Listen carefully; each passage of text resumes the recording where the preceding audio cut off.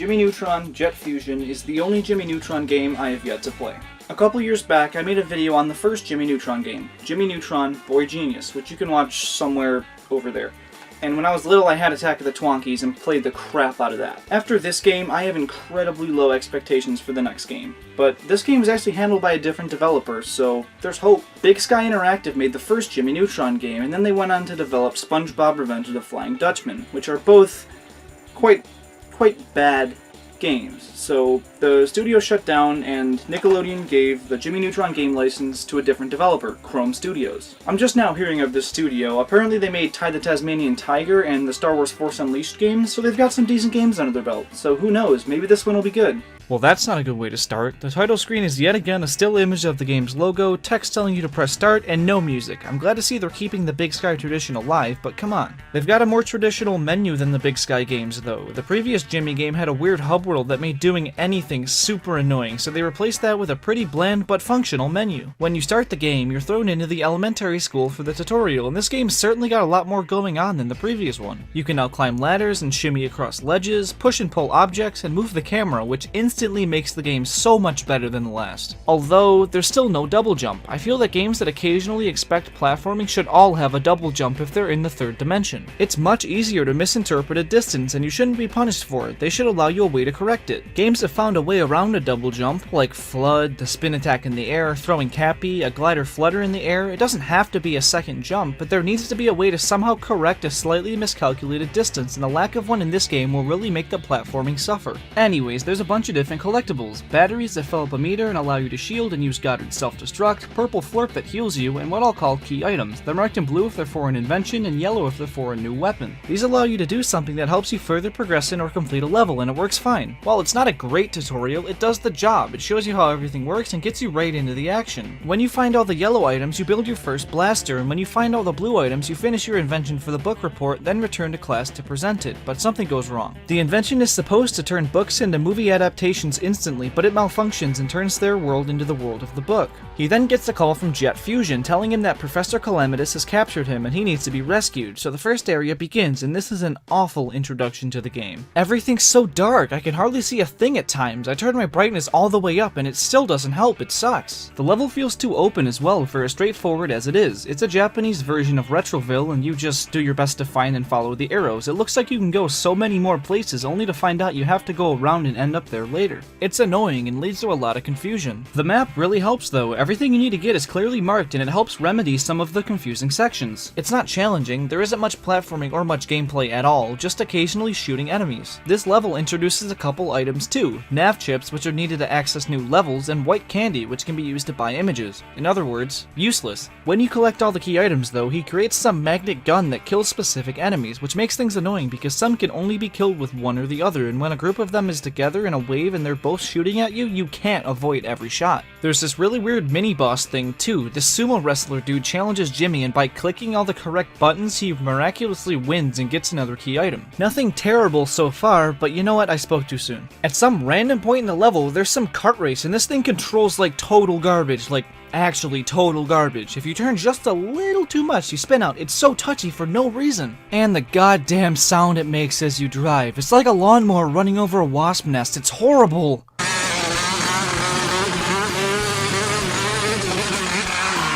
But that's most of the first level. Jet tells you that Calamitous is going to take over the world, so you have to postpone rescuing him and focus on preventing that by collecting the 3 golden idols before he does. So the second level starts and it still has the Japanese aesthetic, but it's even more confusing. You get to this part with this body of water and are expected to explore this area in the dark and find all the key items. The map isn't even much help here. A lot of items are at different elevations or expect you to complete a short but poorly built challenge. They're nothing hard, but they take a second due to less than ideal controls and lighting. And these little Ultralord dudes are the most annoying things ever. They jump and latch onto you, and the only way to get them off is to spin the control stick. It's so tedious. It's not difficult or anything, it just takes a bit longer than you'd expect. They're like those little Goomba things in New Super Mario Bros. That you can just spin to shake off, but those things are no problem. Spinning around for a couple seconds and waiting for these guys to hopefully let go isn't fun. They're just a tedious obstacle. You beat that though, and you're thrown into the first main boss fight against Ninja Sheen, and A room full of these little bastards? Great. Oh, apparently you don't have to kill any of them though. You can just run through them and go right up the stairs. And wait, there's fall damage? Why is there fall damage? This is a platform/adventure game and falling from too high hurts you. I don't get it. Anyways, you use that magnet gun to fire those little Ultra Lords back at Sheen, and this is stupid easy. He's so pathetic. Feel the might of my power fist and uh-oh, getting dizzy. When you get to the top, you fight him by doing the same thing, but he floats sometimes and spawns more little guys. You can't really aim him that well. Your best bet is to wait for him to land, shoot at one, and hope it hits. Then you get the first idol before Calamitous, and Jet says there's 2 more you have to track down and collect first, so Jimmy heads to the jungle to look for the next one. This level starts a lot better than the last one. For starters, you can actually see everything, and I really like the whole feeling of the area, a deep jungle adventure. It's cool. So is Jimmy's outfit. He had a different and unique one on last time, but that one wasn't very noteworthy. While this level's better looking, the difficulty increase unfortunately makes it much worse. So the game finally decides to throw some platforming challenges your way, and as I predicted, they're so difficult and unfair. As far as platforming, I'll give the game this. The shadows work okay most of the time, but the single jump is just not enough. Give him a second jump. It doesn't have to make sense, it's a cartoon. Like here, look at how easy this should be. A straightforward path of lily pads to hop across and collect the item in the center of the pond? Simple, right? Wrong! The lily pads sink if you stay on them for too long, so you've got to act quick and jump from one to the next, but it's so hard! Sometimes it doesn't recognize you press the button, sometimes you take too long and sink, sometimes you just can't see where the next one is because you can't move the camera before the pad sinks and you end up dead anyways.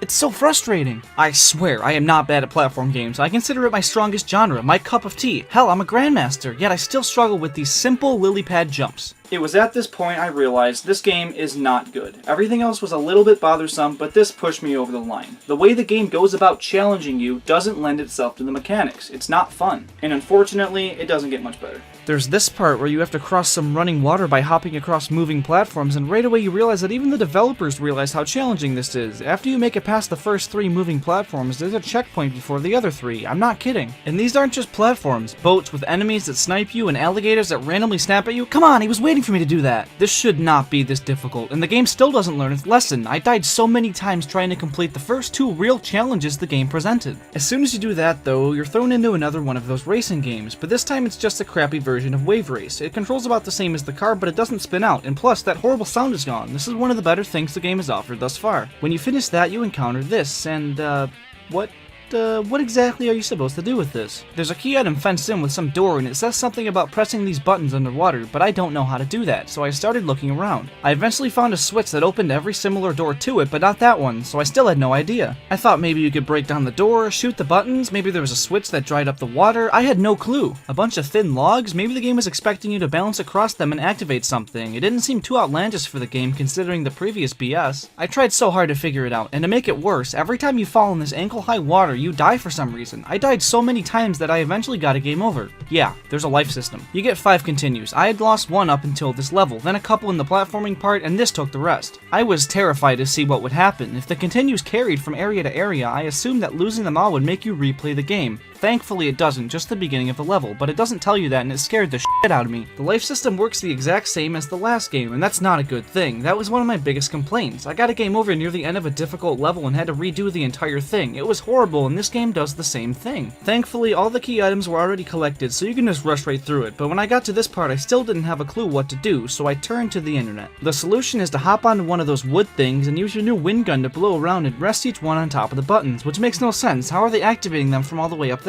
These wooden platforms seemed like they were a part of the branch structure, and they didn't get me much closer to the center, so I didn't think to use them. It only suggests you move them when you jump onto one and start using the wind gun. So helpful. I don't know, it doesn't matter. I did it and got to move on to the next part, which isn't terrible, but it makes another huge flaw very apparent. For the most part, the game seems to give checkpoints generously. After most tough parts, they'll give you one, which is fine, but it seems like they only give you one after a tough part, meaning if there's a long and simple section that leads to a tough part, dying at the hard part makes you start way beforehand, and it takes forever to get back. It's very time-consuming and annoying. He moves so slow, and walking the same path over and over again just to try the same couple jumps isn't fun. fun. This part's really easy to get lost in too. I couldn't figure out where to go or how to get out. Most of the areas in the game have done at least a decent job at directing you, but here it doesn't, and it really would have benefited from it. It's fine though, you do that and another simple puzzle to get the last key item and invent something that helps stop the volcanic rocks from raining down and destroying the natives' village. What I don't get is that despite Jimmy saving the village, they still hate him because he upset the volcano or something. They've been trying to kill him the whole level, and even after saving them, they're still pissed. Whatever, Jimmy heads into the volcano to get the second idol, and the next level begins, the Volcano of Doom. Oh, like the Temple of Doom, except bad. This level broke me. It barely even starts, and everything imaginable goes wrong, which is a shame. The volcano level in the last game was one of its best. Within minutes, you encounter the first platforming challenge the level has to offer, and it confused the hell out of me. I know I've been saying that a lot in this video, but so many things aren't explained to you, and you just have to fuck around until you do it right. There's a couple crystal platforms to jump across, and upon landing on one, it starts to sink, so I assumed they work similar to the lily pads and jumped off quickly, but I couldn't reach the next one. So I kept trying, thinking I wasn't timing it right. A lot of jumps thus far have seemed impossible, but they were indeed what you were supposed to do, but no. It drained a bunch of my lives, and I could not figure out what I was doing wrong, so I just stood on the platform to figure out if it actually sank, or like, shut up after a second. I don't know, I was desperate to figure it out. Upon doing that, it turns out that you can actually move the platform. If you stand on the end of it, it tips that way and makes the jump possible, and as soon as I figured that out, it only took a couple tries. This is absurd. They refuse to tell you how these platforms work and present you with this seemingly innocent challenge and are just like, good luck. But you know, that's not that bad. It's whatever, but another couple minutes pass and you come up to this part. Goddard walks down this path, grabs the item, then walks back up, but there's all these monster dudes and Jimmy has to blow down some giant boulders to kill them before they reach him, which doesn't sound terrible, but it further drained me of my patience. Why did it do this? Well, this will take a couple tries. It will. Timing the boulders is tough and you'll probably mess up at some point and have to restart, but Goddard walks so slow. If you hit him with a boulder or a monster touches him, you lose. So then you're stuck watching him slowly walk down, which is such a troll. It's so tedious. It takes a second for the monsters to actually start showing up, and it forces you to just sit there and wait, and then you lose and have to listen to Jimmy and Goddard's dialogue for losing the game and trying again. And every time, there's the same tutorial. I know how to do it! You mess up once, try to cut corners or lose focus because you're bored, and end up playing it again and again and again. But still, I'll let it slide. It's not that bad. None of these events alone would break a man, but one after another wears you down to the point that you no longer want to play. The next part has some stupid roller coaster. You just jump and duck at the right time, but the camera angles and all the twists and turns made me dizzy. It hurt my eyes, and the obstacles came up so fast I couldn't react in time. Again, not horrendous, but thus far they've frustrated me, worn my patience, and strained my eyes. The culmination of those three pissed me off enough, but the next part was the nail in the coffin. Platforming in the dark. Okay, the last game notoriously had some sections with poor lighting, but at least that game didn't try to challenge you in the dark. Seeing is the difficulty, not seeing and platforming. The first level was super dark, but at least it wasn't difficult. It made getting around at the very least manageable, but this is ridiculous. You can't even see where you're supposed to go, nor how you're supposed to get there. I was lost. My eyes hurt, and I'm trying to squint to figure out what's going on, and I couldn't do it. It caused so many cheap deaths. And for some reason, they decided to introduce treadmill platforms, which make it even more difficult, and the darkest part of the whole thing has platforms that collapse, so you can't take it slow, you have to sprint through it. I'm just now realizing something, and I cannot believe I'm about to say this, but I found a game worse than Jimmy Neutron Boy Genius, and it's unfortunately its sequel. This game has gotten worse and worse, and unless the remainder of the game turns everything around, I genuinely believe that this is worse than my previous least favorite game. With that said, I didn't want to give up. I wanted to play it all the way through and give the game a fair shot, but this part was seemingly impossible, so I used far less than ideal methods to beat it. I had a walkthrough going so I could memorize how the section was laid out, and I discovered the blower unintentionally reveals the ground in front of you, so I used that to help a little with figuring out where I was. I have no idea how I did this, but I managed and kept going. That's the end of the level, thankfully, and it brings you to a boss against Miss Fowl, and this is just okay. You activate a fan thing with the wind gun, which exposes one of 3 puddles for a limited time, so you have to go back and blow her into it. You do that 3 times and you win. It's nothing special, but it isn't terrible. This can be bothersome to do though. She fires flaming rocks at you from time to time, which is fine, but the fan things are on distant platforms connected by narrow bridges, and since you've got to activate the thing and hurry back, you can't really avoid getting hit at times. When you get close enough to blow her into the water, she starts doing this massive fire attack you can jump over, but as long as you're consistent with the gusts, you'll be fine.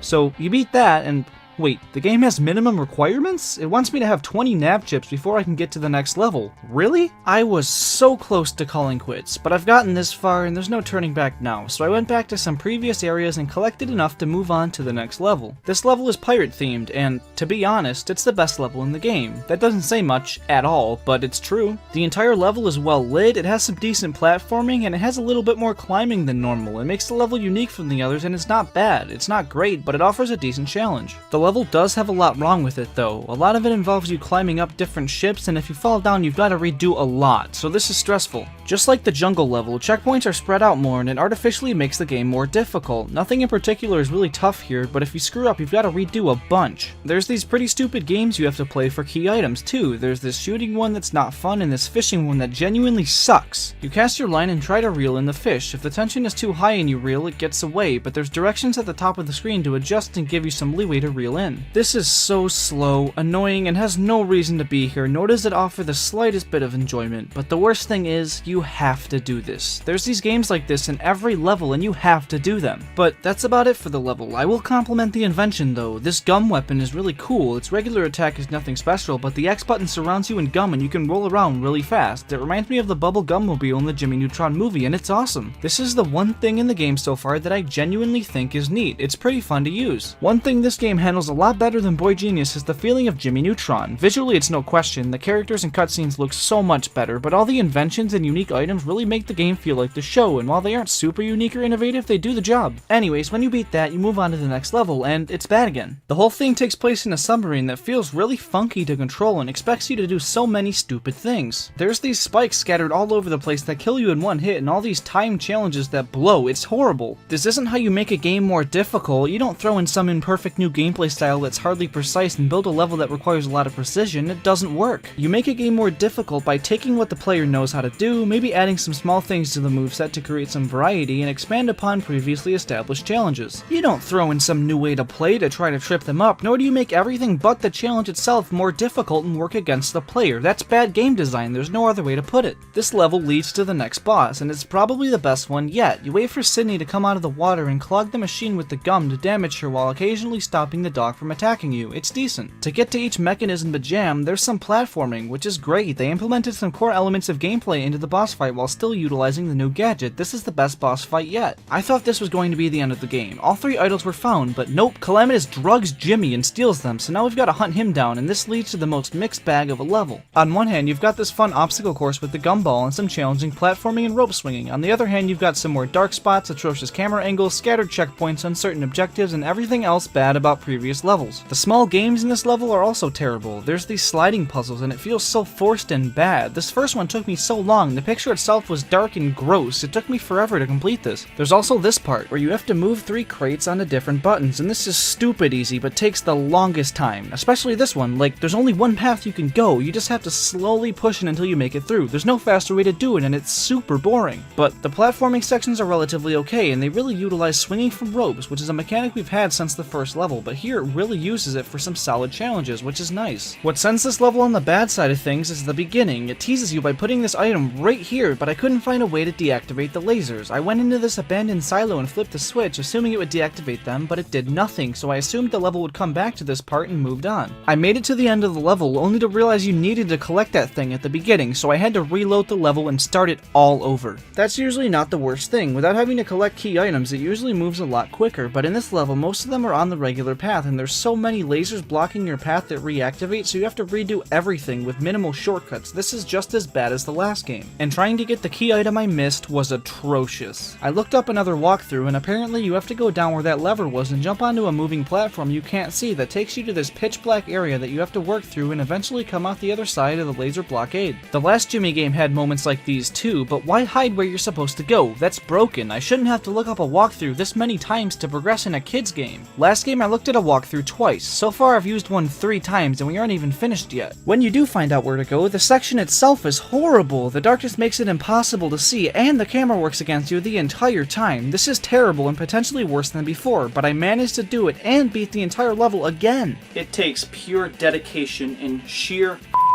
will to beat this game. But I'm pushing through. There's been 4 times that I've wanted to quit the game and never play it again. But I'm gonna beat it. And you wanna know what? It doesn't even matter. I played through the entirety of this level twice, only to reach the end and get smacked in the face when nothing happens. You stand on this platform where you would normally use whatever gadget Jimmy made with all the key items, but it says you're still missing something. Yeah, no.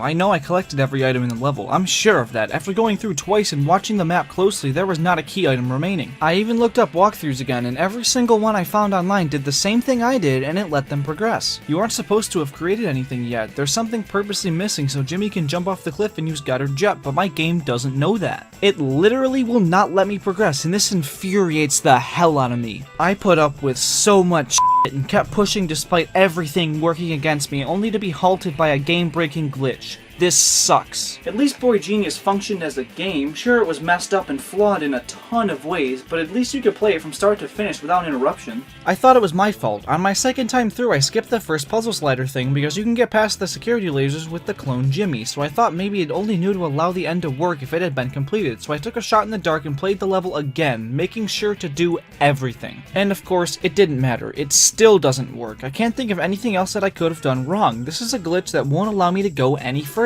I really wanted to beat this game. The only reason I played past the Volcano of Doom was to beat it and put it behind me to never play again, but it won't even allow me the satisfaction of that. This game broke me.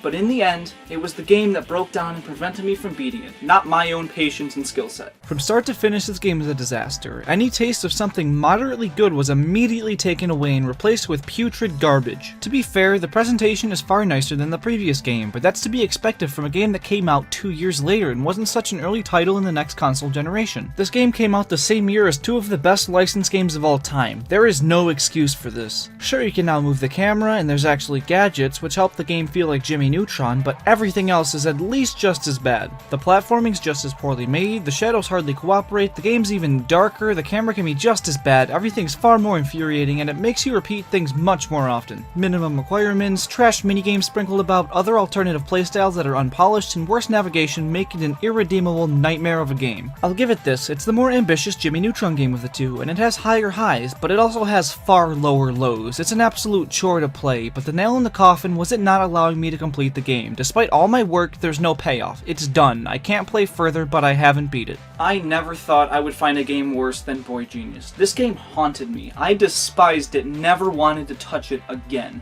But this game has somehow managed to be even worse. This game pushes your sanity to the limit. It's broken, it's a disaster, it's the worst game I've ever played. I think Big Sky Interactive could have done a better job, and that says a lot. I went in expecting this to be bad, but was shocked by how terrible it really is. No amount of nostalgia can redeem this game. This is a disgrace to the year 2003, the Nintendo GameCube, and Jimmy Neutron.